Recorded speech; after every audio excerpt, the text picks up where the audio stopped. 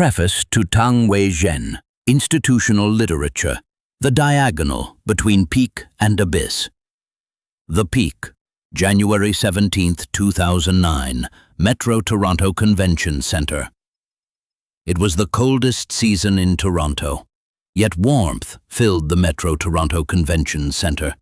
A red carpet paved a path towards the center of Chinese financial power in North America. The opening page of the handbook for the second North American Chinese Wealth Summit featured a congratulatory letter from Ontario Premier Dalton McGuinty. He described the event as world-class and praised its outstanding contribution to a healthy financial investment sector. At that moment, Tang Weizhen was the system's darling. The welcome address from Toronto's mayor, the presence of the federal immigration minister, and congratulations from officials at the Chinese Consulate together wove a narrative of success, transparency, and trust. Standing on stage, Tang Weizhen publicly expounded his 1% trading theory, even detailing in the handbook the fundamental differences between the Madoff Ponzi scheme and his own risk control system.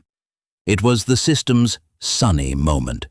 Every smile and handshake was endowed with absolute legitimacy by legal and official endorsement. The Abyss, March 12, 2009, OSC Interview Room. Less than 8 weeks later, the sunshine vanished. On March 12, an investigator from the Ontario Securities Commission, OSC, with a police background, appeared before Tang Weizhen. Gone were the Premier's congratulatory letter and the Mayor's praise, replaced by cold transcripts and preset traps. In that instant, the system completed its transformation. The former financial expert was relabeled a suspect. Legitimate trading profits were redefined as a Ponzi scheme, and those investors who had once stood by him were unilaterally and forcibly designated victims by the system. What followed was a devastating chain of violence. The severance of livelihood. Not only were his personal trading accounts affected, but his wife's livelihood was also not spared. Under pressure from the system, her insurance company terminated her employment. The tax authorities forcibly withheld income, and family accounts were completely frozen.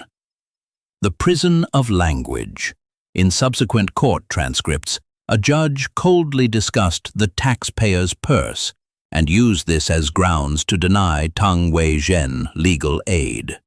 The system first froze every cent he had, then mocked him for having money for a lawyer, ultimately leaving him alone in the legal wilderness.